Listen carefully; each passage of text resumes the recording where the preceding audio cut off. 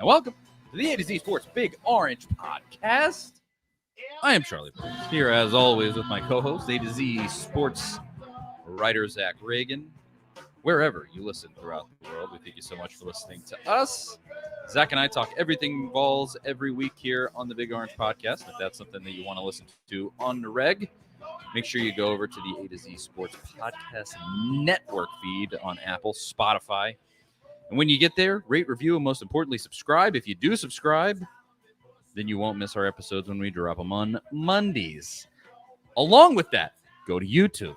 Type in A to Z Sports Nashville, and you will find the YouTube channel there with all of our videos. And then also you can watch the live stream, which people are doing right now as I speak, and you can be one of them if you subscribe.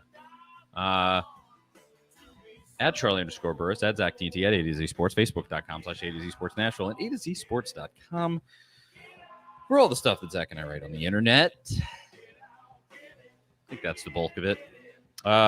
Hit the like button on YouTube. I think do that. That helps us out. And it's the subscription and the notification bell. There, I think I knocked it all the way out. It is game week. The Tennessee Volunteers are set to take on the Clemson Tigers and Dabo Swinney. This is a big game, and I am nervous because I don't know how it's going to go, and that is going to be the theme of today's show. The bulk of the show is going to be us talking about that game, previewing it, what we think may or may not happen, the most important pieces, and specifically from what I named the episode, I think Tennessee has the ability to win this game. How can they do it? Well, we're going to talk about that. What will they have to do to win this one? And myself and Zach will talk about it. Zach, what's up, man? Yeah, it's finally game week. This whole gap of 3 or 4 weeks in between games just kills me every single year. I understand why it's the case, but I still hate it. I mean, it's just a weird vibe for a game, right? I mean, I'm excited about the Orange Bowl. There's a lot of hype for this game, and it does kind of feel like a throwback bowl game where both teams really want to be there, even though they got left out of the playoff. I mean, Dabo has talked this week already about how much this game means to his team, and we certainly know it means a lot to Tennessee, a team that desperately wants to get to 11 wins, and they don't really care about development this week. They're going there to win this game. I mean, that's what it's all about for both teams. So it's gonna be a fun matchup. But yeah, it's just a weird vibe for me when it's this weird long gap in between games. Hopefully, the expanded playoff will take care of that for us. Hopefully, because it's awkward outside of the context of football. It's always just an awkward time because you're sort of back at work, but everybody is not really working because you also got New Year's Eve coming up, and you don't really know about it. It's got to be the least productive week of the year, right? Yeah, there's bowl games in the middle of the day, all day, every day until after New Year's. Even after New Year's, all the way through the second, there are bowl games. So yeah, it's a weird time, but one that is leading up to Tennessee's bowl game against Clemson. And we're going to talk about that again. That's going to be the majority of the show. And then to start, we're going to talk about a few tidbits of news that happened this week, and specifically also talk about the transfer portal with Tennessee, any updates there, and kind of give our take on what exactly is happening. Somebody asked me on Twitter, is Tennessee not doing what we expected them to do in the transfer portal? We're going to talk about that along with previewing the game. But first, we got to pay the bills here and talk to you about Superbook Sports, our amazing sponsor. Can you beat Vegas this football season? Superbook Sports gives you the chance every week to go head-to-head with the best odds makers in Las Vegas. No fancy computer algorithms, no guys across the pond setting lines for American sports, just the best team of odds makers in the business behind the counter at Superbook in Las Vegas. Plus, Superbook features some of the best odds boost and promo bets anywhere. Download the Superbook Sports app right now or visit superbook.com and start your battle against Vegas immediately. Visit superbook.com for terms and conditions. If you have a gambling problem, call 1-800-889-9789. That is Superbook Sports. If you want to, I mean, there's bowl games going on pretty much as we record this. You could go over to the Superbook app, bet on those. You can bet on the Tennessee Clemson Orange Bowl game, national championship. Who do you think is going to win those games? It's all there. Go download Superbook. And I think we talked about this before the game. We might do a little later this week, a little playoff prediction between me and Zach. We'll see how wrong we end up being. Can TCU do, be competitive in that game? We'll talk about it maybe. So look out for that on the A to Z Sports YouTube channel. Let's get to it, though. A little bit of news this week. Tennessee made it to Miami, I believe, on Christmas Day. And they have been practicing, got a few practices in at this point, and media has been there to see them and talk to the players. And just some interesting tidbits here. Some players got asked about their plans for next season. And Aaron Beasley, linebacker, he says, coming back for sure. Omari Thomas on the defensive line, he says, I never thought about leaving. And then Tyler Barron, defensive end, says that he's not decided yet. I don't want to be too snarky about Tyler Barron, but what are you deciding between? Look, I think he could end up in the NFL, but I think if he went in this cycle, he's going undrafted. I would put it that way, almost certainly.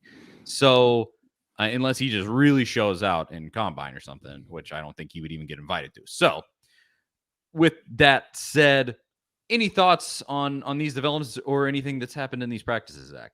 Yeah, I wasn't really that surprised by any of those announcements as far as Omari Thomas and Aaron Beasley. I pretty much assumed they would be back next season. There didn't really seem to be any concern that they wouldn't be. Tyler Barron's, I think he might have just been surprised by the question, to be honest. We were talking about this a little bit before we started, and it might have been one of those things where he got asked about it and didn't really want to commit one way or the other, because if you remember, and I'm not saying this is the case this year, but if you remember last year, right after the season, he entered the transfer portal pretty briefly and was out of it, I believe, like the next day, possibly.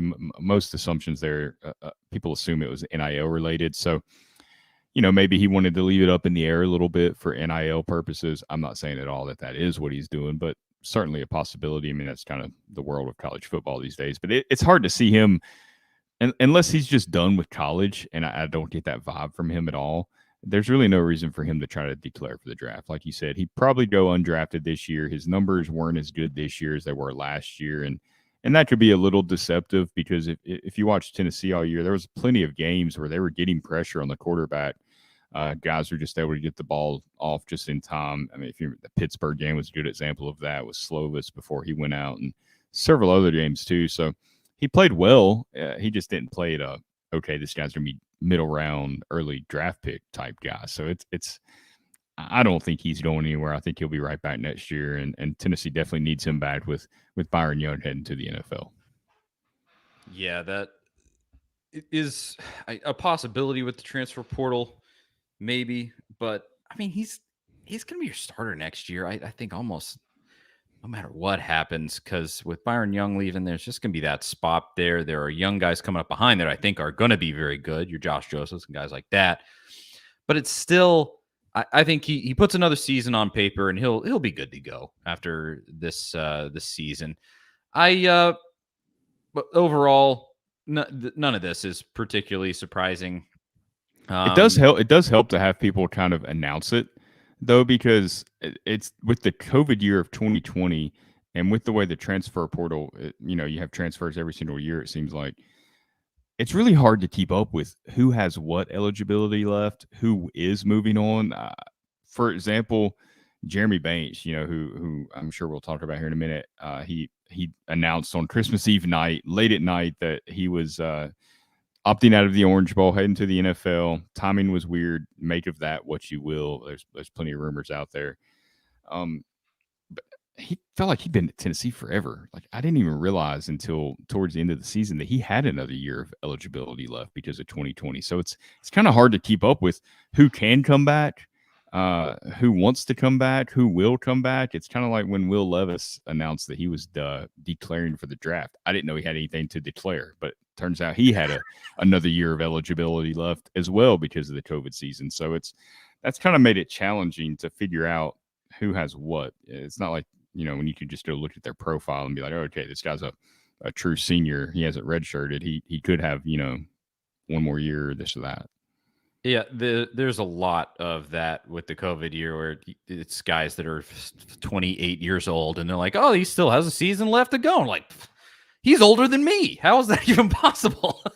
But yeah, as far as that goes with Banks, man, obviously, I think a lot of people heard those rumors about the academics with him being a problem. Potentially was the reason he sat out of the South Carolina game, or just something to do with that. Maybe him bouncing out of classes was a factor there. I almost want to say with Banks, I don't want to say that it was a fitting way for him to go out, but his whole time at Tennessee has just been so weird and yeah, eventful. Exactly. Always something. And look, I mean, I know Jeremy Banks is polarizing. I know anytime I tweet about him or there's something on Facebook, the responses are almost 50-50. That people love Banks, or people, there's a lot of people that blame him for that South Carolina loss, which I don't think is fair, because losing a guy does hurt you. I mean, we've seen it before with especially linebackers. Daniel Batuli missed time, and that was one of the reasons Tennessee, possibly lost to Georgia State, or Darren Kirkland when he was gone in late 2016 and injured. But 63 points isn't what happens when one guy's missing. I mean, you have a bad game, you give up some stuff you wouldn't normally give up, but also Jeremy Banks, he brings energy, but he doesn't cover well. He has deficiencies in his game. He had weaknesses in his game. So it's not like he was a perfect linebacker out there. But at the same time, I liked watching him play. I mean, the dude did not loaf on the field. He gave it 100% every down that he was out there. He played with a lot of energy, and, he wanted to win. He came out there to play. So I respect that. All the stuff that came along with it, I hope he doesn't end up in a bad spot after leaving Tennessee. Hopefully he learned from some of the mistakes he made while he was at Tennessee, and I hope the best for him. Yeah, I like Brent in the comments here. He says Banks' way of going out was on brand. I mean, he's going through the bowl practices, right? And it's 6 days before the game, and that's when the announcement comes. I mean, that it is on brand. That's a great way to put it. Yeah, I think it was very much on purpose that it was at like 9 p.m. on Christmas Eve. That was not a coincidence that he made that announcement. News dump time. Yeah. Most people are off of social media at that time. If he wanted that to be noticed, I would put it this way. If he wanted that to be noticed, he did it at the wrong time. So do with that what you will, whether the academics or whatever. We're never going to know exactly what happened there. That's between Jeremy Banks and Tennessee's administration and the coaches. But I think it's another significant loss here for Tennessee, and we're going to cover that in just a little bit in terms of how that affects their game. But that was just part of the news of what happened this week. To get back to the transfer portal and everything that's happening there, Tennessee hasn't made a pickup since we last talked about the transfer portal. The last one was Andre Carrick, the kid from the offensive lineman. BYU linebacker. We did. Oh, that's right. I think we did talk about him, though. That's right. So it was Andre Carrick from Texas, and then Peely from BYU, a linebacker from BYU, which I think is a significant pickup for Tennessee, and a really good one, and nice piece that's going to help build depth on that defense. But outside of that, there hasn't been a lot of movement, and I did want to talk about. I want to give credit where it's due if I can find it. Somebody asked in the lead up to the show. It was number 5 Hendon fan on Twitter. He asked, are you surprised Tennessee is not doing very well in the portal, especially at wide receiver and defensive back? And I guess I would go, do you think Tennessee is not doing well in the transfer portal? And should there be more pickups? At this point, I'll say this. At this point, I kind of agree with defensive back. I don't know that the options in the transfer portal at this point are really going to be huge improvements on what you have. But do you agree with that? Where do you land, Zach? Yeah, I mean, they haven't made a lot of noise in the portal, and I don't want to say, oh, it's totally by design or this or that, because we really don't know for sure. I know they missed on the one offensive lineman from Rhode Island that ended up at Oregon, I believe. Yeah. And that's really the biggest miss. I mean, they would have loved to have had one of those wide receivers that went to Georgia, but you lose a wide receiver to Georgia. What are you going to say? It's Georgia. They got their guys. They went and wanted them. They got them. I mean, Georgia kind of gets who they want. So that wasn't a big surprise. I think Tennessee's kind of being patient, because there's going to be more portal movement after these bowl games, and they kind of need to be, because Tennessee's only had a few opt-outs. They've had Jimmy Callaway, Jimmy Holiday, Miles Campbell. I mean, it's hit the portal. I mean, so they haven't had a lot of portal movement, but I think there will be a few more that enter the portal. Maybe they just wanted to make that trip to Miami, participate in the Orange Bowl, and then they'll be on their way. Tennessee's got to see who's leaving, what kind of spots they have, because the roster management, you can't just be taking guys and then nobody leaves and you end up in a mess. So I think they're going to be patient on who leaves and then who enters the portal after bowl games, because right now, like you said, there's not a lot of DBs out there that they can take that's a definite upgrade over what they have. A lot of times when guys hit the portal, unless they're coming from a smaller school and it was just something a recruiting miss, they might not be an upgrade over what you have. A lot of these guys enter the portal because they're doing the same thing at their current school that some of Tennessee's defensive backs are doing. So you're just kind of making a lateral move there. If you're going to take a guy, you want to make sure that it's a for sure upgrade. So I do think that's part of it, and just finding the right fit. I don't think they're going to, go out and sign 10 guys after the bowl games, but I think we'll see some more movement there. Yeah, I think you look at like Sam Hartman at Wake Forest, who this morning it was announced that he's going in the transfer portal, and somehow everybody that reported that news knew that he was going to go to Notre Dame. I wonder why that would be. Yeah, how could they know? That made me think of this comment that Jeff made a second ago there. He said he saw that Tennessee tried to tamper with Hayden at OSU at Ohio State. I don't know if that's true or not, but I would tell you that it probably is, because everybody's tampering right now, and that Sam Hartman deal is a perfect example of that. I mean, if you think that there aren't phone calls happening between, and here's a popular way that it happens that we kind of know, high school coaches have been kind of the conduit between schools, where they're the ones making the calls for a guy from, Wake Forest that wants to transfer to Notre Dame. Well, maybe that goes through Sam Hartman's high school coach back in Charlotte. He's the one that's kind of setting that up, possibly. I'm not saying for sure that's how Hartman's situation worked out, but we do know that that's happening to some extent. So tampering, just like NFL free agency, when those deals are announced as soon as the league year starts, it's the same thing. It's definitely happening. Yeah, guys text and talk. I mean, as far as Dallin Hayden. Teammates, all these dudes know each other from the recruiting process. They're texting guys, hey, ask your coach. Tell your coach, I'm thinking about leaving. And, hey, this guy might want to transfer here. What do you think? It's absolutely happening. Well, and as far as Dallin Hayden goes, I think Chris Foster in the comments right here, he said, how would it be tampering? Dallin Hayden's dad is an alum. That's absolutely true. His dad is a very prominent former running back at Tennessee, Aaron Hayden. What you could do in that situation is go like, hey, Aaron, if your kid wants to come to Tennessee, tell him we got a fat paycheck for him and a starting spot, and tell him to come on down. And that's not against the rules, I don't think. At least not that I've heard. And so who knows? Every part of this is speculation. Every part of it is speculation with Sam Hartman. We're just making assumptions because people knew he was going to Notre Dame before he ever even. He's not in the transfer portal currently. They just announced he's going to be.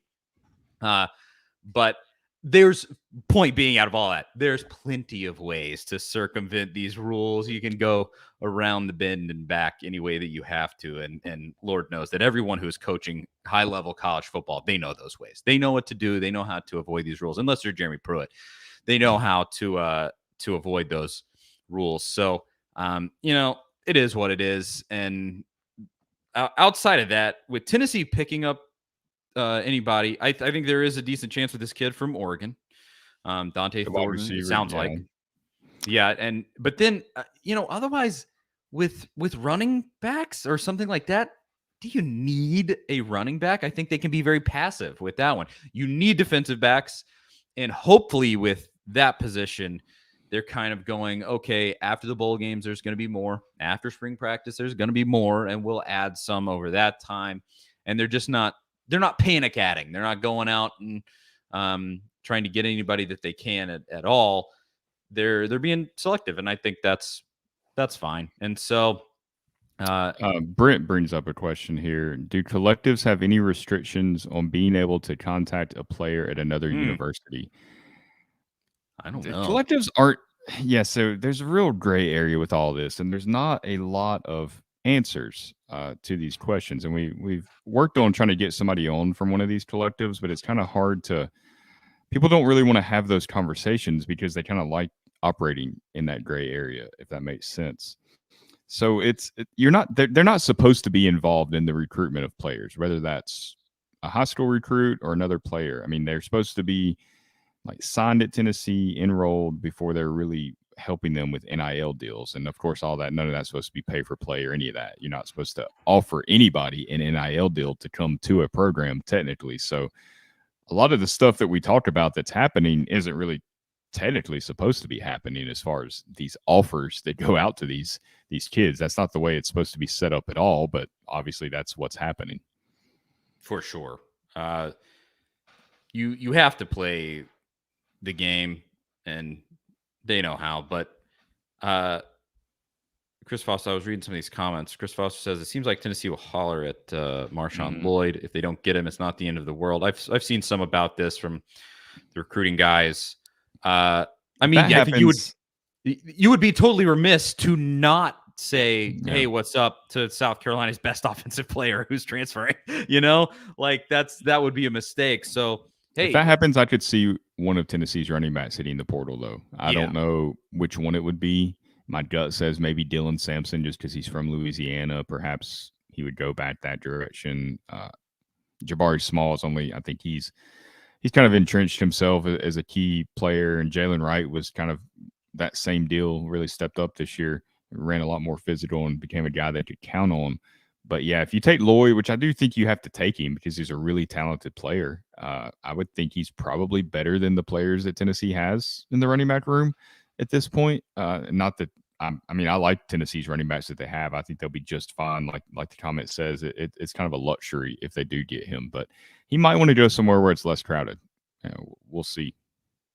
Yeah, he was. I was gonna look to see what his stats were, and it's taken me too long. Well, he missed some time with injury, so he did.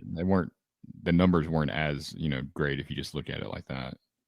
Well, either way, I mean, I think you would at least have to make a pass at him. It's kind of the same with a kid like Dallin Hayden. I mean, like, dude, his dad's an alum at Tennessee. At least try. I don't know. Throw it out there. He's a backup at Ohio State. Come down to be a starter here and make your name. I think it's you can call it tampering, and it's technically against the rules. The NCAA is not going to do diddly flipping squat about any of this. And everyone is doing it. I mean, just look at Jordan Addison last year with USC and Lincoln Riley. I mean, Lincoln Riley has been doing that nonsense wide out in the open for years now. He did it to Tennessee. Three guys from Tennessee went over there. And, I mean, that he was trying to, how would you say that, stick his finger in the Tennessee pie, so to speak, way before any of that went down. Of course, the irony there is that Lincoln bolted after 1 year with those guys, and then they miss out on a 10-2 year. Tennessee had a better year than Oklahoma in 2022. Who would have thought that a couple of years ago when Eric Gray and Wanya Morris and Keyshawn Lawrence were leaving Knoxville to head to Oklahoma, and I think Josh Heupel's taken some pleasure in that as well, because we've heard him multiple times reference the kids that left Tennessee in early 2021. And he's not really so much a shot at them, but he's praised the guys that stayed, that believed in his vision and his staff's vision. And I think there's a part of him that's really smiling, knowing that, they left what they thought. They thought they were leaving for greener pastures, and they really left those pastures behind. Yeah, that's a good way to put it. A little bit of karma. I'm not going to lie. I don't know. Some of those guys kind of left out of necessity because they were potentially involved. Yeah, that's true. Cheating that happened.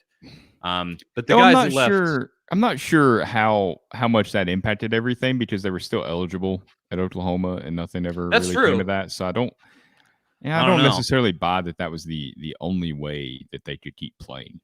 Yeah, but I mean, Danny says in the comments here, he says with Hugh Freeze back in the SEC, Tennessee better get good at it, because he's already doing it. He's already doing it. Yeah, I mean, I feel like I say it every week. SEC football is a snake pit. You got to be a viper to win, and I think underneath that kind exterior, we've seen on multiple occasions that Josh Heupel's that guy. Yeah, he's got the pettiness in him. Oh man, I'm not worried about that. Absolutely, he will go out there and shake your hand and make nice, and then if he gets the opportunity, he'll crush your soul. I think that's the type of guy that Heupel is, which is awesome. I love that, and hopefully it continues to pay dividends for Tennessee. But yeah, you gotta do what everybody else is doing, or else you're gonna get steamrolled. So I think with the portal, I do think talking about the running backs, like you said, you get one that's fine. They need to focus on maybe get another DL. They probably need an offensive tackle at this point because you moved on that one. You missed on the one guy. The guy from Texas might play inside, replace Jerome Carvin. So you still need a replacement for Darnell Wright. I think my priorities would be offensive tackle, DL, and obviously some secondary players. Plenty of needs. Because even at wide receiver, the kid from Oregon would be great. He's a big play threat. He averaged 20-some yards a catch, I believe, which fits right in line with what Josh Heupel wants to do in the passing game. But even if you don't get him, I think you're still pretty good at wide receiver as long as you don't suffer a bunch of injuries. I mean, you're looking at Brew McCoy, Ramel Keaton, and Squirrel White being your top three guys next year, and Walker Merrill probably coming in there and playing a bigger role, which, believe it or not, he was like fourth on the team in receiving touchdowns this year. It didn't seem like that. He had like 8 catches and 3 of them went for touchdowns, which is pretty wild to think about. So he could play a bigger role next year. I think you'll be okay at wide receiver if you don't get one, but it would certainly be nice to get one. And Chris brings up add another tight end. Definitely. Oh, yeah. Do need to add another tight end. I think that one from North Texas, Jake Roberts, I think he's probably the best, not the best option, but the most likely option that would land. And perhaps that's your next tight ends coach too, the former North Texas head coach, Seth Luttrell, that was Josh Heupel's teammate at Oklahoma. That could maybe be a package deal there. Yeah, there's a lot about that situation that makes sense for Tennessee. If you get Luttrell as your tight ends coach, it would make sense to get that kid in the tight ends room there. We'll see. But I think as the next week passes, you're going to see more guys go into the portal like Hartman at Wake Forest. The bowl game's over. All right, time to put my name in the portal. You're going to see a lot of that. And the transfer landscape is going to continue to change over the next few months, and Tennessee will keep making moves through that. But anything else with the transfer portal, Zach, that we might have missed? I was trying to think. I think we covered the bulk of it. Yeah, I'm sure we missed something, but like it's a fluid deal where it never closes. It's 24/7, so you never know. You never really know what's going to happen. And Tennessee's kept a couple of these visits and these commitments that they've got out of the portal pretty quiet. I mean, that BYU deal was out of nowhere, landing that linebacker, and he even came to Knoxville and visited. So you might not hear any rumors, and then just something all of a sudden pops up where Tennessee's got this guy. It seems like a lot of these dudes that go into the transfer portal, they like don't want it. They know what a recruitment is like, where everybody is in their business 24/7. And it's almost like a lot of them sort of go out of their way to be like, yeah, we're not doing that again. And they shut it down. You're in the portal. You've been in a college program for at least a year. A lot of these guys a lot longer, and they're a lot more media savvy. They're not going to do the interviews. They're not going to. The high school kids will talk to the recruiting services, and they'll tell them whatever they want to tell them, and they don't really turn interviews down. But these guys that have been on campus and they've been through this whole deal, they're going to keep to themselves and just do what they want to do. They know they don't need to talk to anybody in the media. They don't need hype. They don't need any of that. They'll talk to the coaches, and they'll find the best spot for them. Well, here is one last final thing. I just noticed Turkey Man, a legendary Tennessee sports media caller and personality on Twitter, if you don't know him. He asked me on Twitter, he said, will Tennessee take a QB in the transfer portal after the bowl game? I think that is very much up in the air. I thought if they needed to, I thought Sam Hartman would have been a incredible fit here. Obviously, I think he's off the table. He's going with Notre Dame. I think they're really hoping that Milton becomes the guy. I think that's your best option right now. Have him be the bridge year to Nico and carry you to 9+ wins next year, maybe if he can, and then call shake his hand and say thanks. You were never going to win us a national championship, but we appreciate your effort. And then they can go to the guy that they have set up with Nico, or maybe Nico. Sometimes true freshmen do come in occasionally and play, and it does happen. But I would prefer something else. So I kind of feel like it hinges on this bowl game a little bit, maybe. I think so too. I think the only way they go after a quarterback is if Milton just looks terrible against Clemson. Otherwise, even if he's just okay, I think they give it Milton his shot. I think they want to reward Milton for being loyal and for being such a good teammate over the past 2 years, because it could have been a really awkward situation. I mean, we've seen plenty of quarterback situations that get really awkward. And this was a lot of times a guy like that loses his job. They're in the portal the next week. I mean, we just saw it at Clemson in the ACC championship game. Their quarterback didn't even stay through the bowl game, so they really don't have a good backup option at all. I think they want to reward him, and I think that there's two ways to look at that. One, do you look at next year as kind of like a mini rebuilding year before they really get these recruits in that they're bringing in, and maybe 2024 is their next championship window. Possibly that's the case, and they're just using 2023. I mean, obviously you want to win every game you play, but you're kind of building towards that in 2024, developing Nico. If that's their focus, they can really build some goodwill on the recruiting trail and with quarterbacks in general by the way they handle the Milton situation. I mean, the guy sits for almost 2 full seasons, then gets his shot, and they stay loyal to him down the road. That could help Tennessee in bringing a quarterback in because that's going to be a dance that every team has to play pretty much every year. We heard Kirby Smart say last week that, they didn't sign a quarterback, and they might not be signing a lot of quarterbacks going forward because they'll just go get a guy in the portal. And every year or every 2 years, it might be a different guy at Georgia that's starting. And that's probably going to be the way that more teams start handling this. If you're a program like Georgia, Alabama, and Tennessee's hoping that that's what they're going to be as well, you can kind of go get a guy whenever you want one because you're going to be the school where all the quarterbacks want to go. So I think the way they treat Milton possibly could help them down the road with that. But otherwise, I think it's probably going to be Milton, Jackson, Taven Jackson, and Nico. And that's a pretty good quarterback room. Taven Jackson's a talented kid that I think people forget about. He didn't see a lot of playing time this year, but he made a couple of really throws that really impressed me, just where he was kind of off schedule, kind of had to improvise a little bit. I thought I saw, he flashed a little bit there. So I think he's a guy that maybe people shouldn't sleep on, and you definitely don't want him to transfer because as talented as Nico is, you still don't know what he's going to be when he gets out there or when he's going to be ready. And if something happens to Joe Milton, you've got to have a guy that's instantly ready to go. And Taven's been in the offense. He can step in and run the offense. How well, we don't know, but we do know that he understands the offense and what Heupel wants to do because he's got a whole year in it.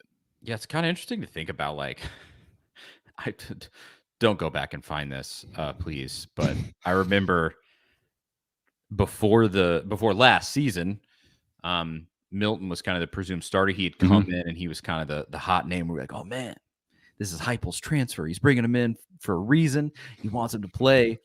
And I think so. I had been at the spring game and had seen fall practices, and I was like, Hooker ain't it. He's not going to see the field because he just is not the dude. And I remember I said things like that. So I think a lot of people did. He just didn't specifically. I remember in that spring game just being unimpressed and just saying, I don't think that he's going to factor into this much at all. He's just there for the competition and to kind of stack that room a little bit, make sure you got a decent backup. And so, yeah, with Jackson, who knows? Maybe during this offseason, he develops, gives real competition to Milton, and ends up taking the job. I think that's something that hasn't been talked about at all. We've been assuming that he's going to probably fall down the depth chart and leave, but what if he's your starter next year? Who knows? But I think that is a pretty good transition into the main topic of conversation for this episode of the Big Orange Podcast. Tennessee in the Orange Bowl against Clemson. As we're saying, kind of a tryout for Joe Milton of sorts to see how he'll play.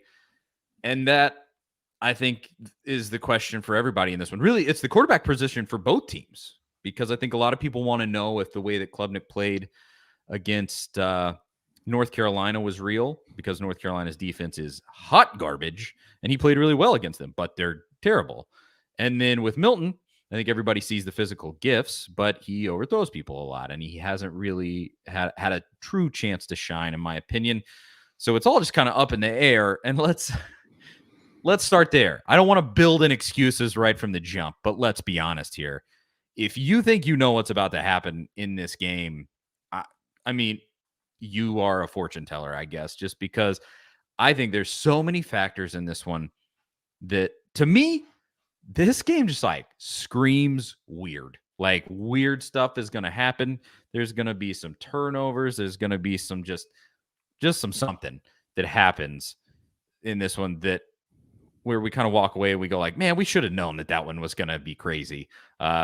So Tennessee, do you think, I'll ask it this way to start. Do you think Tennessee has what it takes to beat Clemson in this one back? Yeah, I mean, I absolutely think Tennessee can win this game without a doubt, even with Joe Milton. Clemson, they went 10-2. People forget there was times when they looked pretty rough this season. I mean, that game against Wake Forest, they got very lucky and they gave up 51 points to that offense in overtime. They got blown out by Notre Dame.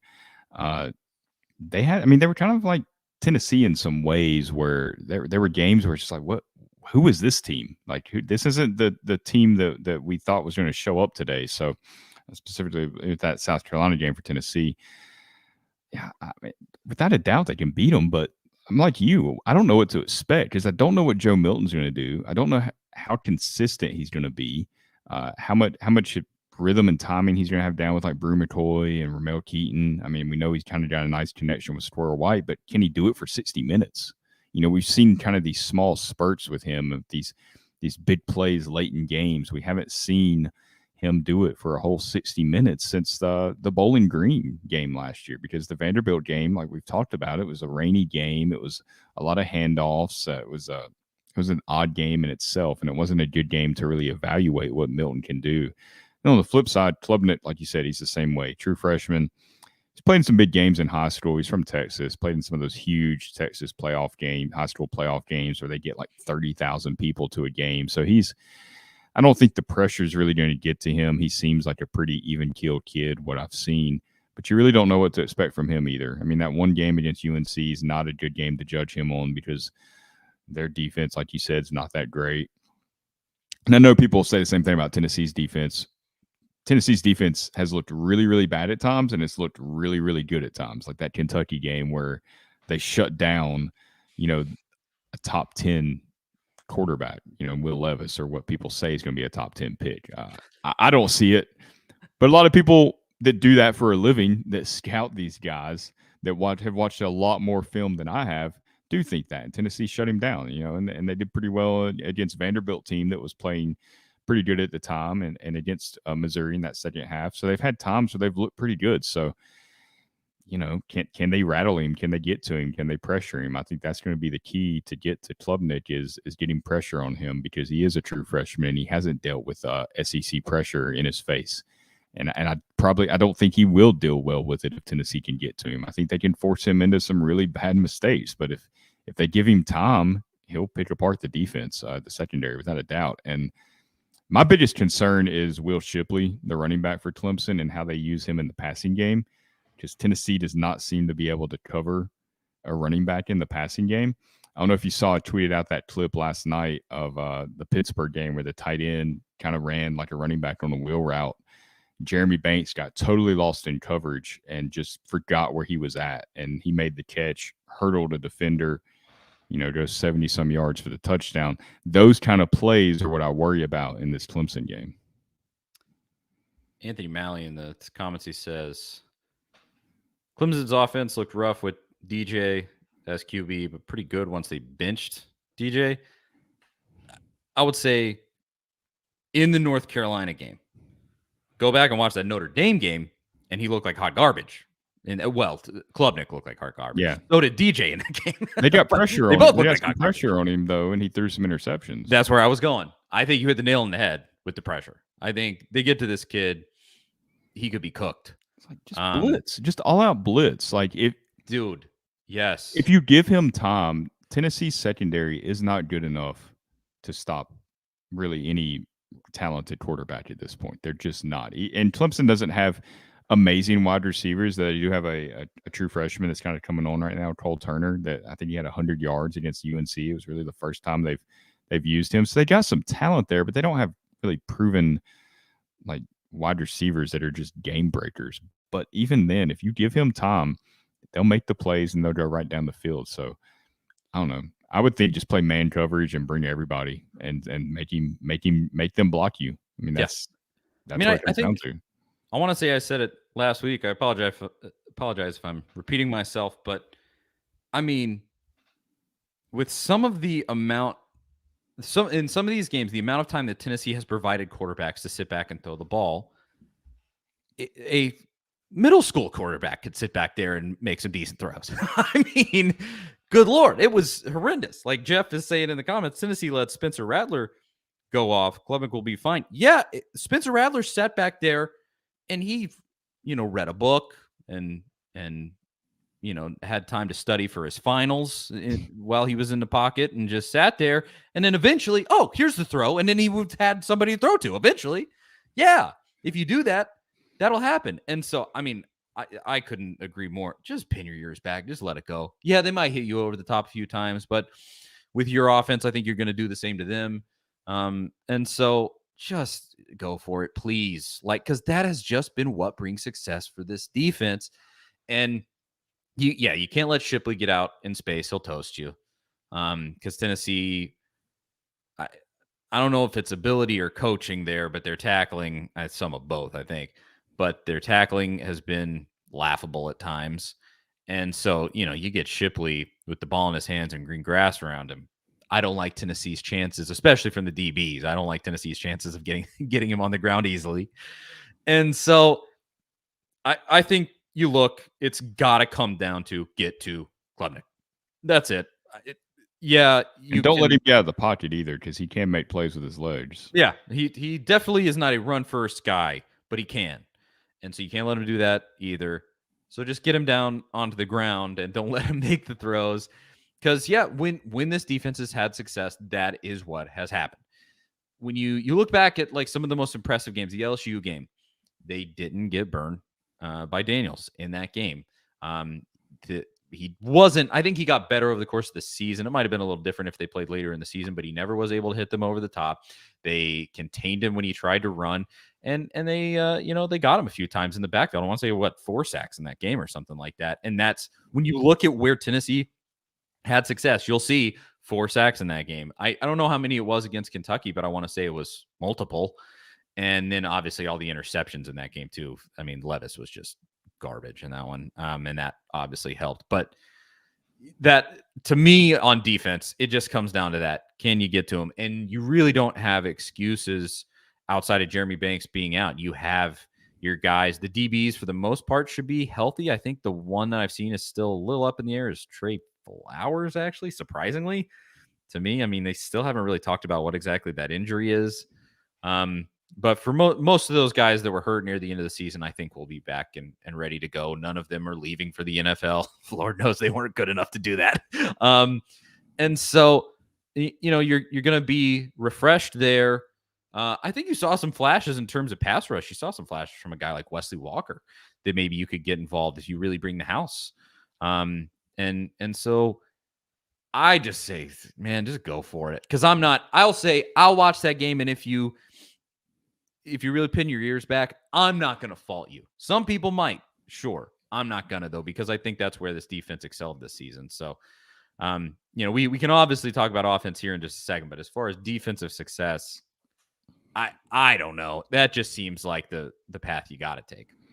Yeah, I think, Danny brought it up. He said he doesn't understand why Tennessee got away from what worked for them against LSU and Bama and some of these other games, and they didn't blitz against South Carolina. That was the biggest thing about that game is, the execution wasn't great, but it was a bad game plan too. It was the first time. I know there's a lot of it's polarizing. Tim Banks is kind of a polarizing figure at the Tennessee fan base. Some people like him. Some people think that he's completely to blame for Tennessee's defensive struggles. But that South Carolina game was the only game where I really thought he had a bad game plan. I mean, you can have a great game plan, but if you don't have the guys to execute it, it doesn't really matter. And I think that was the situation he was in a few times. But South Carolina was just a really bad defensive game plan combined with a group of players that for whatever reason just didn't show up that night in Columbia. So yeah, you got to come up with a better game plan because Clemson's looking at that South Carolina tape.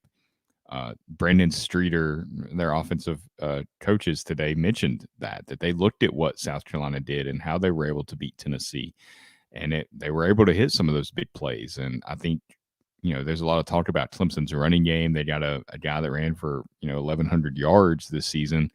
Tennessee's players were talking about how good Clemson's running game is. I think they're going to get away from that a little bit and try to hit Tennessee with some big plays, and because they know that Tennessee's capable of scoring a lot of points quickly. And slowing the game down doesn't always work necessarily.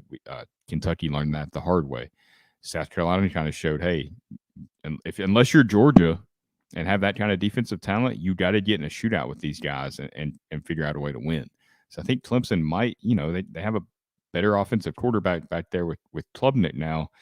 Maybe that's the route they try to go in this game. So if Banks goes out there with the same game plan he had against South Carolina, it could get ugly. You got to be careful. I mean, I know, and I actually like this comment. Yeah, here it is right here. Whoop, that's the wrong one. Kevin Brown says, this game could really be like the Pitt game if we get to the QB. I think that's exactly right. Because the Pittsburgh game this season was, as much as Tennessee can be involved in a defensive struggle, that was it. Where when it got late into that second half, just neither team could score. Pitt was doing a good job stopping Tennessee, and Tennessee was doing a good job stopping Pitt with their backup quarterback. And so, yeah, if you can get Klubnik uncomfortable making bad plays, he's also turnover prone, or at least has been. I mean, I remember watching him in that Notre Dame game, threw a horrific interception in that one. And so you can get him into bad plays and maybe capitalize if he does make bad plays. So I think it could be, and I almost think that might be the ideal outcome, because I don't see the offense scoring like it did with Hooker. I just don't. I have a hard time thinking that will be the case. But I could see Tennessee rattling Klubnik and him just having an off game. I mean, it's a one-off thing. You're not playing a series against Clemson. It is one game, and if he has an off game, he is a freshman. I think maybe in time he could end up being an unflappable powerhouse quarterback. But this kid has had more bad games than he has had good games so far in his career. In fact, he's had one good game and like a number of bad games. When he had come in relief before the North Carolina game, he had been pretty abysmal. So I think there's a good chance he has a bad game, and that's how you would win. Make him have a bad game, and then you do enough on offense with Milton, and that's how you could win. And let's go to that now. Tennessee's offense, Milton is a huge concern in this one, just in terms of how he might play. But I mean, no Jalen Hyatt, and it goes Cedric down. Tillman. Well, sure, no Cedric Tillman. He probably wouldn't have played. Well, I don't know. He was able to play late in the season, but he wasn't. He wouldn't have even been 100%. I don't think, even if he did play. But yeah, no Cedric Tillman, no Jalen Hyatt. You do, thankfully, Darnell Wright is playing, and I think that's massive. Yes. Great protection at right tackle.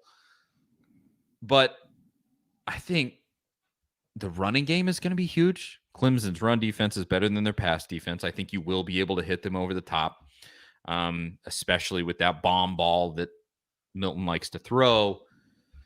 But can they do enough? Like, that really is the question. And I'm not sure if it becomes a shootout. I'm not sure. Well, more than Milton, because obviously the passing game gets so much of the attention, but Tennessee fans know, and a lot of other opposing fans have learned this the hard way as well. When you actually watch Tennessee, they run the ball more than they pass the ball. I mean, they're a running team. They want to run the ball, and that opens up everything else. So I think that really is the key on offense. Can they run the ball? Because if they can't run the ball against this Clemson defensive front, which, like you said, they're good at stopping the run, I mean, that allows Clemson to kind of drop some extra guys in the coverage. And then when they start playing that, where they want to keep everything in front of them, that's where teams have had some success against Tennessee. If they can stop the run without loading the box and then dropping guys into coverage, that's the ideal game plan against Tennessee. But you have to prove you can do it. Tennessee ran the ball really well against Vanderbilt. Obviously, Clemson has a better defense than Vanderbilt, but still, you saw some explosiveness from Dylan Sampson, especially. Maybe you get him more involved in this game because he really can one cut and kind of take it to the house type of guy. And Jalen Wright can do that as well. Jabari Small, not quite as fast, but has made some big plays for Tennessee this year.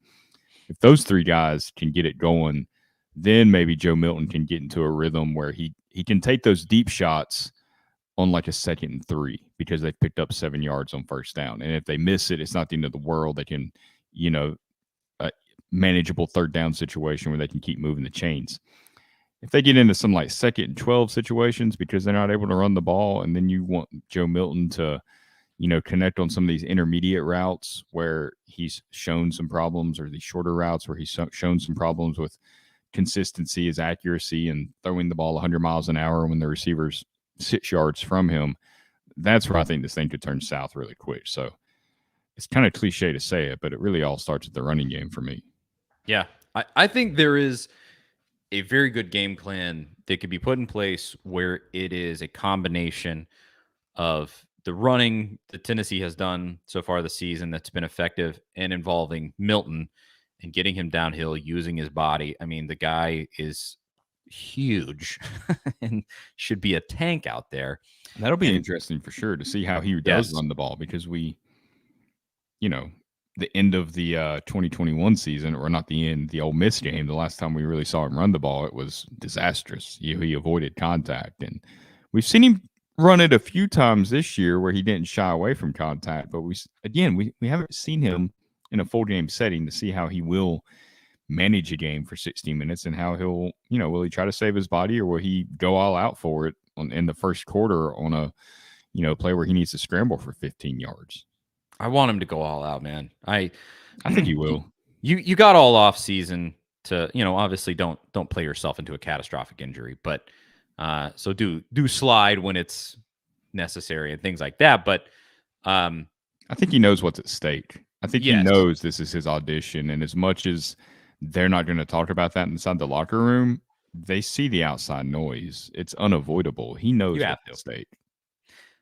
You have to know that that's what this is. And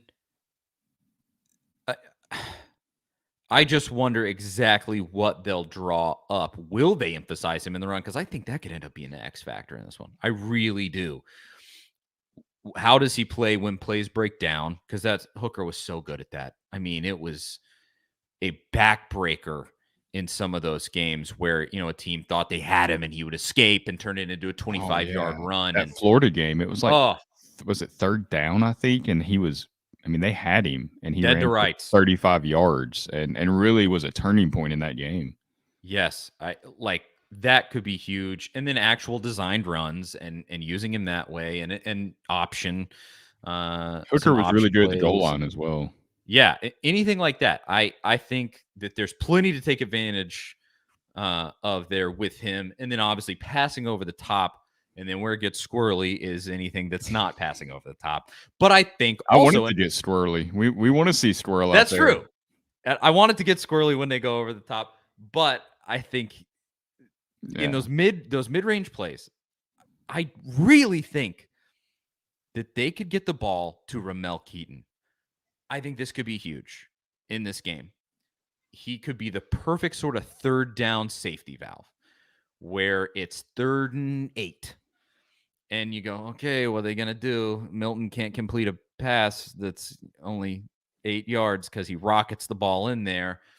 And you can run maybe a 15-yard crossing route to Ramel Keaton. He's still going to rocket the ball in there, but he's going to get the ball there.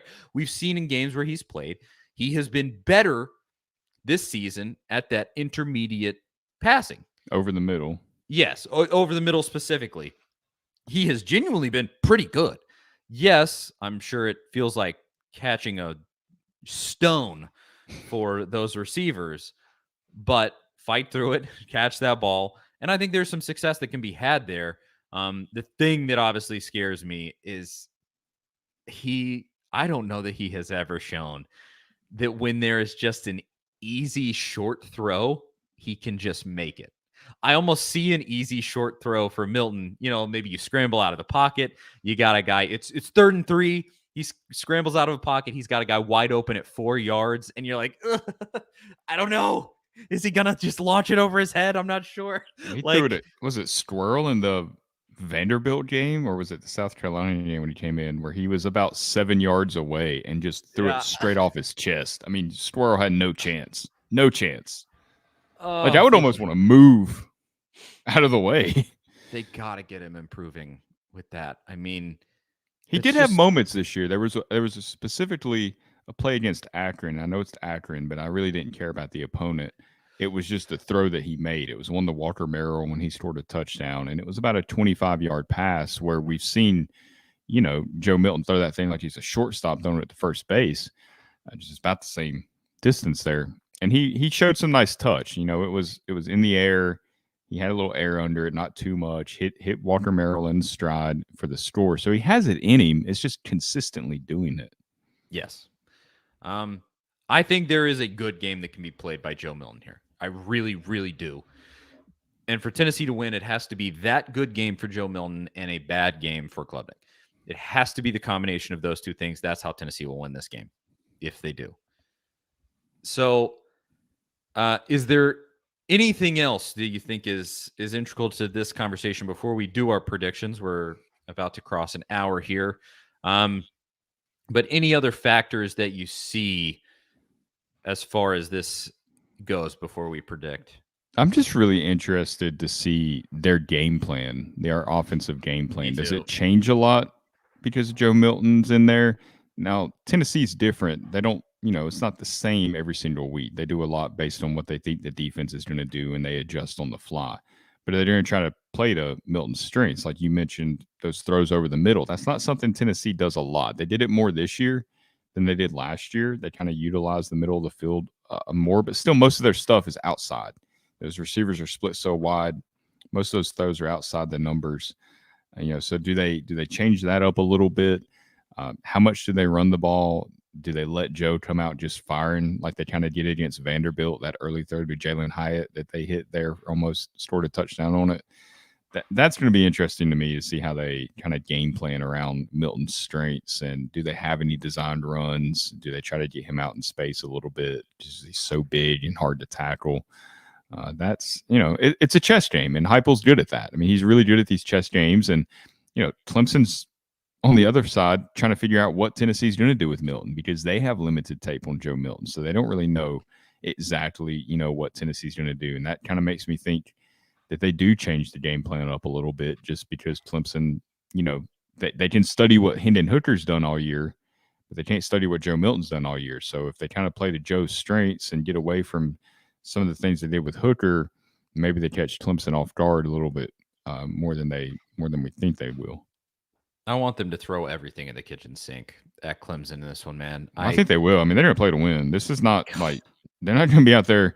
Well, let's see what we got in this. Walker Merrill, can he play a feature role? No, it's going to be your main guys out there that they think can win the game. This isn't a development game. This isn't a let's see what we have for 2023. This is the last game of 2022, and they want to go out with a win. They didn't like going out with that loss against Purdue last year in the bowl game. The defense didn't play well in that game. It's a lot of the same guys out there in defense.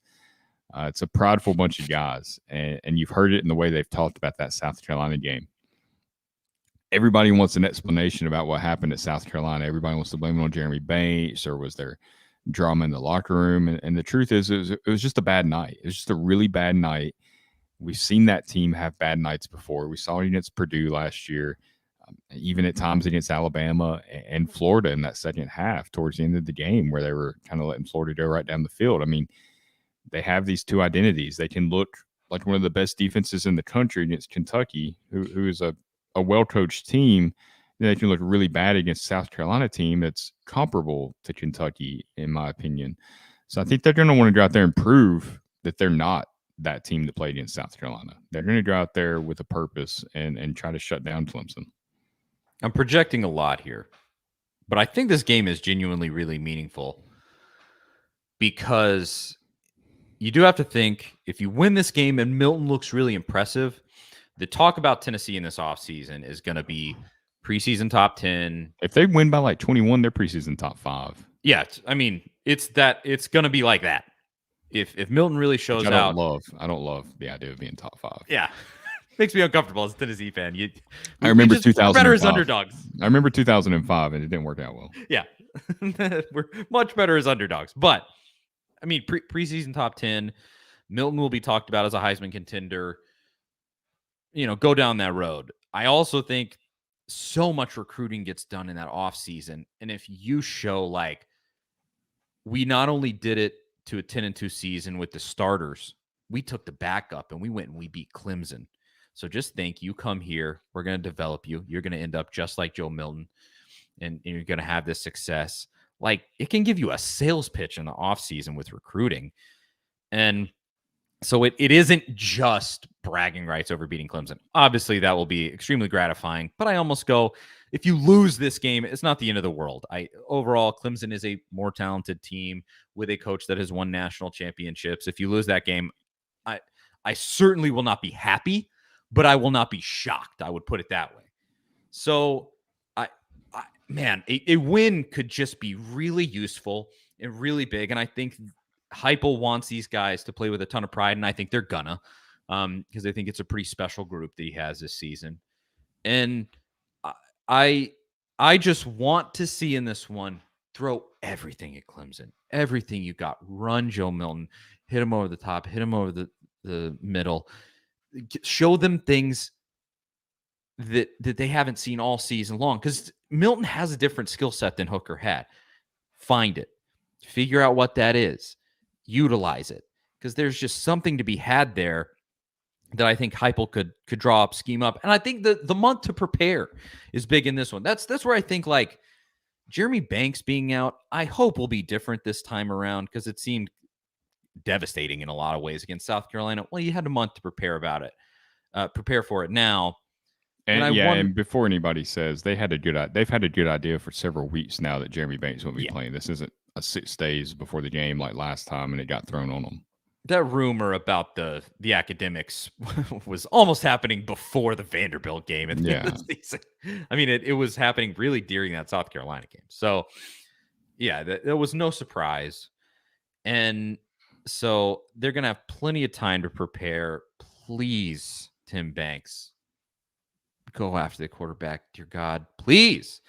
And then I think Heupel, you give him a month. I mean, you just look at how successful he's been off of bye weeks.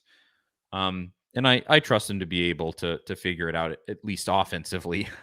I mean, you look at the bowl game last year against Purdue. I mean, they roasted Purdue offensively. That was certainly not the problem in that one. Just Purdue was beating you with a lot of backup players, if I'm remembering correctly. Yeah, their best wide receiver didn't play, and their best pass rusher didn't play. Yeah, not great, Bob. But it's a new year, new bowl game. And so just give them everything that you have, because, as I said at the beginning, this one just screams weird to me. Weird stuff is going to happen. There's going to be weird bounces. There's going to be weird turnovers. There's going to be things that happen in this game where we go, what? No. And that's the type of game that it feels like to me. So give it everything that you have. I just don't want to walk away and be like, what was Heupel doing? Why was that the game plan? Like, I think a lot of us saw the beginning of the Vanderbilt game where they weren't running Milton at all and all these things. And a lot of us were like, I feel like we could be up by like 28 right now, but we're not. And then obviously you ripped them a new one in the second half on the ground, things like that. It ended up not really mattering. But I don't want to have that feeling in this bowl game. I want that first drive to come and be like, oh yeah, they're going to do this. Milton has some design runs. They try to hit him over the top. They do the things that we want to see them do with Joe Milton, and maybe some things that we're not thinking of. I'm sure Heupel, being this sort of offensive genius he is, I'm sure there's plenty of things that we're not even considering that they could do. But I just don't want to walk away from this game going, well, what if they would have just... No, I want to go like, you came up... If you lose, I want to be like, you came up just short. You gave it... It was 48-47, and you did every single thing that you could. It was in overtime, and the ball didn't bounce your way. Like, that's the worst thing, the worst outcome I want to see in this one, because I think it can be really meaningful if you win. Oh, yeah, for sure. I mean, I don't like to project too much off what next season will look like based on a bowl game. I know that's what will happen, like we were talking about. That'll determine the level of hype. But, I mean, Purdue's a good example of that. They beat Tennessee with backups last year, and Tennessee ends up having a much better year this year than Purdue had this year. I mean, Purdue went to the Big Ten championship game, but they were 8-4, getting there. It's not like they had this great magical season by any means. So I don't think we need to glean too much from this game either way. I think it's just major for momentum, recruiting hype. Like you mentioned, you go 11-2 with a win over Clemson, a motivated Clemson team that really only has one opt-out. They're missing Miles Murphy, who opted out. I know they have a linebacker that's out as well due to injury. But this is a Clemson team that prides themselves on showing up in games like this. This isn't Alabama before, when they miss the playoff and then they get blown out in a bowl game because they don't want to be there. Clemson is they want to be there. They want to win this game, and so does Tennessee. So it will be a meaningful win if they win. I don't think it'll tell us much about what to expect next season. I don't think we need to go crown Tennessee's a national championship contender or not a championship contender based on the outcome of this game. But I do understand that the perception going into the offseason will be based a lot on what we saw in this game, more so than what we saw, in September and October, when it seemed like Tennessee could do no wrong. Yep. Well, with that said, let's predict it, Zach. And I'll say this. It is 3 days before the game. So if something happens in between now and then, and you're watching this back, just know we didn't know about it at the time. So as of now, Tennessee, Hyatt, Banks, Tillman are opt-outs. Injuries were not, that they're kind of keeping that under wraps, but it seems like for the most part, Tennessee's going to be healthy, and Clemson's also going to be healthy. Clemson's opt-outs, the two guys on the defensive line, Trenton Simpson and Miles Murphy. Miles Murphy. They're essentially their best defensive player out of this one. And then obviously DJ Uiagalelei gone. He's gonzo. And Klubnik will be your quarterback. So that's the situation. Again, if something happens between now and then, we didn't know. But your thoughts, Zach? Who is winning this one and why? Yeah, it's a complete toss-up game for me, just because of the weirdness and so many unknowns. And because of those unknowns, I feel like you have to give the edge to Clemson just because they've been there. Dabo's been in these games. These players have been in these big games, these bowl games that are in nice locations, and it's kind of Tennessee's first foray into this type of world. Outside of Josh Heupel, these guys haven't really been on a trip like this to Miami, where there's a lot of hype for this game and a lot of media and a lot of all this. Every move that you make is planned. I mean, they go to the beach and there's media there for a viewing opportunity, and they're having to deal with all that while also preparing for a game. And I'm not saying they're not capable of it, but I just feel like you have to give the edge to the coach that's been there before, and the players, outside of Klubnik, obviously, a lot of Clemson's roster that's kind of been around and been used to playing in games like this. So it's not that I don't think Tennessee can't win. It's not that, really think that I don't feel like either team, like I don't have a gut feeling either way towards this game. That's why I feel like, hey, just give it the edge to Clemson because they've been there. So, I mean, I think I've got Clemson winning 38-31. 38-31, a touchdown win for Clemson.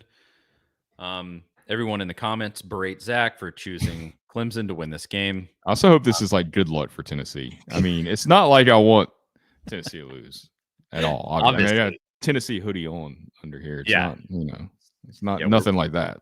We're both in Tennessee gear. We're not going to be like the media that pretend to not cheer for Tennessee, because that's pretty much every single media member at this point. I am a massive Tennessee fan, a Tennessee alum. I hide nothing. Yeah, you got to be professional in the press box, but that's the only time. Yeah. And even in the press box, internally, I'm screaming. Just know that. So with this game, I've said it this whole show so far. it's going to be a weird one. I just feel it coming. You can feel it in the air. There's just something here. Oh, and I'll say this to everybody that's watching. We got a bunch of you in here right now. Drop your prediction into the comments, wherever, Facebook, YouTube, wherever you might be watching. Give us your prediction, and we'll read them after I give mine. We'll read what you think is going to be the outcome of this one. It just feels like something strange is afoot. And so I could see between the two teams 4 turnovers. Strip sack, interception, fumble from running backs, and that throws a wrench into whatever ends up happening. I don't know if Tennessee can answer, if Clemson can answer off of that. There's some elements like that. And then I think it's close all the way through. I don't think that it just feels like, I've especially seen from Clemson media, it feels like they think they're going to blow Tennessee out. That's really their I don't think that's going to happen. I really don't. I think they're discounting Milton. I think that Heupel draws things up for him here with a month to prepare, and Milton seizes the moment. Finally, I think he has his opportunity, and he seizes this moment, keeps this game competitive all the way through. Now, Milton seizing this moment doesn't mean, I don't say that and be like, and go, Tennessee's going to win by 20. That's not what I mean by seizing the moment. I think Milton seizing the moment is Tennessee hangs in this game. Clemson's defense is good. It's a good defense. And so I think Tennessee hangs in. They keep it close. It's winnable in the 4th. And I'm going to say Tennessee beats Clemson in this one. Bowl games strange, man. That's Weird true. stuff happens all the time. And a weird thing like this, me choosing Tennessee to win, being the optimist in the situation, that's a weird thing. So I'm going to do the weird thing about the game that I think is going to be weird. Tennessee wins this one. I will say I'll go 35-34. A little low for Tennessee, low scoring. You're going to like nervously wait out an extra point to win the game? Maybe. I don't know how that will manifest. But I say 35-34. A 1-point win. Tennessee squeaks it out right there at the end. That's what I'll say. Milton has the game where we go, oh man, he's the guy for next year. And then that's how we walk away. This year has turned me. This year for Tennessee sports has turned me where I go, Tennessee can in the big moment do the thing. You win the SEC tournament in basketball. You win it in baseball. You win huge games in both of those sports. You win huge games in football. You beat Alabama in football, folks. You beat Alabama. Like, miracles happen every day. Like, these things can happen. And so I say this season gets capped off with a special moment. And you end up beating Clemson in the Orange Bowl. And Klubnik has a rough game, and you're able to get to him. And I say Tennessee wins. That's where I'll go. If your prediction comes true, Tennessee wins this game. There's this 2022 Tennessee team, essentially this generation's version of the 85 Tennessee team, the Sugar Vols. Is that, do you put them in that territory? That's a good question. I mean, obviously they will be remembered in a way that's different from other like good teams. We remember the 2016 team fondly. That was a good team. They were fun. They won 9 games. But Butch was the coach. Butch was a clown. There's always those caveats. I think this season would be special in a different way. I mean, 11 wins in year 2 for your new coach. I don't know about the Sugar Vols because I wasn't alive. Yeah, we're not old enough to but understand what it was like in that moment. Exactly. But I remember back to like a 2001 where you came up a game short from the national championship. I remember in the moment being disappointed. I mean, that was a real disappointment. You would have played in the national championship. You lost the SEC championship game. But we look back at that and we go like, that was one of the one of the great ones. That was a special season. You win at Florida after the game gets postponed for 9/11. We were there. And like, there's just moments like that. I think you'll look back on this season. Yeah, you didn't win a national championship, but this was a special one. This one stands out. You're going to talk about this one for a really long time, almost no matter what happens in this bowl game. But if you cap it off with a win over Clemson, without a doubt, you will have some really, really special wins, a number of them. Obviously, the top of the mountain there beating Alabama, but and I wonder how much that would eat up a Clemson fan to know that even if Tennessee were to beat Clemson, it wouldn't even come close to beating Alabama. That's not even like remotely. I hope if there are any Clemson fans watching, just know you think that we would think it would be really special to beat Clemson, and it would be. Beating Alabama will forever be 100 times better than that. Like, there's no outcome here that could be like that. So yeah, I think Tennessee fans, obviously, you want to beat Clemson, but they want to beat Dabo. Like, that's yes, they want to shut Dabo up, and they don't want to hear some cringeworthy comment from him in the post-game press conference. Clemson coming off a win. Those comments are much more easier to handle when Clemson loses. So that to me, at least for me, that's how I feel about it. I don't want to see Dabo beat Tennessee. It's not so much Clemson, it's Dabo. I don't want to give him the pleasure of being able, because I don't like. Do you remember how you felt about Clemson pre-Dabo, like in the before 2008 or so? Like, to me, they were just kind of they were just there. They were just almost like maybe like NC State, like just a team that exists and you don't really think about much. No, they were a non. I mean, they were like the rest of the ACC is still just a total non-factor. That's what I thought. Yeah, like NC State is like the perfect example for probably how I felt about them before Dabo was there. It's that, what is that meme from Mad Men where the guy to Don Draper is like, I feel bad for you, and Don Draper goes, I don't think about you at all. Yeah, that's how I am with the entire ACC outside of Clemson. I don't think about you at all. Maybe some this season with Florida State, maybe, but I mean, at this point, it's just so wholly irrelevant. It's kind of like the rest of the Big Ten outside of Michigan. It's a joke. I don't even know. Like, what do you want me to say? It doesn't matter. There's always one team in the ACC championship game that's just like, what? How? Why? I mean, UNC this year, right? Year. I mean, I didn't keep up with their with UNC at all in football. I knew Drake May was there, but every now and then I looked up on the TV and they're winning a game against some team I've never heard of, like 50-45. So I didn't really think of them as being in the conference championship picture, and then all of a sudden there they are. Well, it's like Purdue. We mentioned them earlier. Purdue in the Big Ten championship game, where you're just like, what? How did that even happen? Yeah. Who approved this? Who let this happen? It's very similar. Yeah. You slighted Ohio State. You didn't include them in the Big Ten. Yeah, I did that on purpose because you know what? Ohio State won in the last few years. Freaking Zippo. They can't even beat Michigan, Big Ten, Jeff. So cry me a river. All right. So let's go through some of. Oh God, yeah, Jeff has a pretty good comeback there. Yeah, Tennessee couldn't beat Purdue. You know what? Tennessee wasn't predicted to win and playing at home against their biggest rival, and they blew it. That's not my problem. Go ahead and beat Michigan, and then we can have a talk. So here's some of the predictions. Danny says 43-37 Tennessee. Larry says 31-28 Tennessee. Jeff, he says 31-20 Clemson. What a clown response. Stupid score prediction. Kevin says 42-35 Vols. Ed says 23-20 Vols. And then I said 35-34. So there's some optimism here.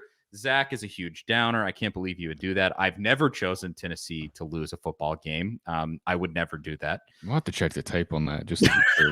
Don't go back and check whether I've chosen Tennessee to lose or not. Oh, look, we got somebody that's caught up in the Southwest. Oh, apparently. Dude. I hate to hear that, Nick, but at least he is on his way to Miami. If you're listening and not watching, Nick says that they've canceled his Southwest flight, but he is on the road to Miami. Yeah, that is a long drive. Brutal. But I saw that. They were like rioting at the Nashville airport because of that. It was not good. Canceled like 70% of their flights yesterday. I heard it was because they don't know who's scheduled to work and who's not scheduled to work or something. Like they have an antiquated scheduling system for their employees. I don't know how accurate that is. Some I saw on social media, but I mean, something clearly is not right there. Yeah, I don't know what happened. Oh, and then this is a good point from Rec too. He said Tennessee got screwed at the end of the game. Yeah, Jalen Wright scored a touchdown. Yeah, that was a touchdown. Everyone knows it. Everyone acknowledged that, but such is life. Oh, and then Jeff said, "Don't forget about our bet."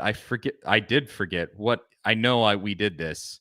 What was it, Zach? I sent it to you. I do remember you sending it to me, but I can't remember for sure what it was. Because I said if something happened, I would let Jeff come on for 5 minutes with us and say words on the show. Does it have something to do with Ohio State, Georgia? Is that part of it? Maybe. Oh yeah. Oh, here it is. Yeah. That Marvin Harrison would have more yards against Georgia than Hyatt. What did Hyatt have against Georgia? Like 70, 72? It's like 64, maybe? I think. Oh, 60 something. Yeah, something like that. And so that's a good bet. That's a good bet. Yeah, that game. I think it's the late one on New Year's. Yeah, 64. Jeff says. Yeah. So Jeff, if they do that, we'll give them the floor. But of course, at the end of the day, I still control who does come on the show and who doesn't. So I'll kick you off if I want to. But so there's that. We'll again later in the week we're gonna have a playoff prediction show where we're just got a little fun with it. It's a weird in between time before the big bowl games, and we're still having to watch like whoever. I mean, who was it today? Buffalo. Utah. I saw that Utah State was in a bowl game before I came in here. I can't remember. Bunch of just weird games, but still, I'll watch them. They're on in the middle of the day. Yeah. I can't help myself. And then, Tennessee starts its conference basketball schedule against Ole Miss. Very early game tomorrow. Yeah, 5:00. Is it tomorrow or Thursday? Is it tomorrow? Yes, it is tomorrow at 5:00. I'm pretty sure.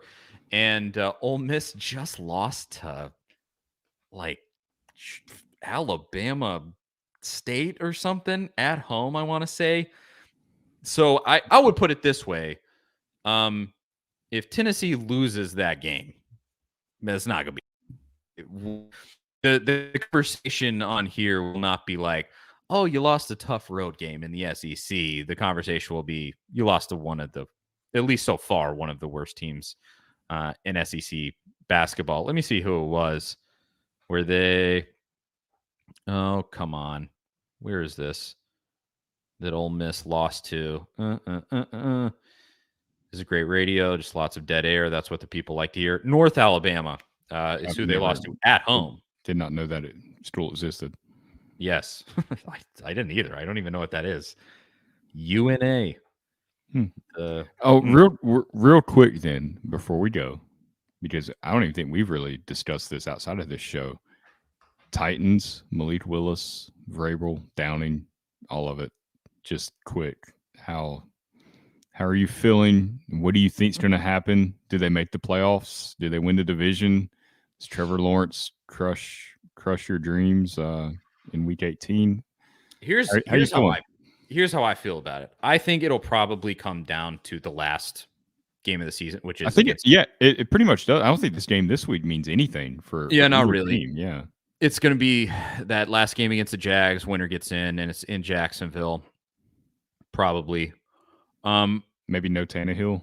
I don't want to say I hope we lose, but like whatever happens, make it so people get fired. That's all I know.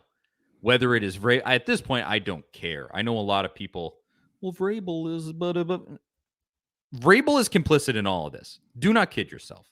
Again, this is the end of the show. This is where we, talk about what we want here. Just make it so Todd Downing gets fired. At a minimum, this has to just stop somewhere. This is so bad. And let Josh Dobbs play. That's what I was going to ask.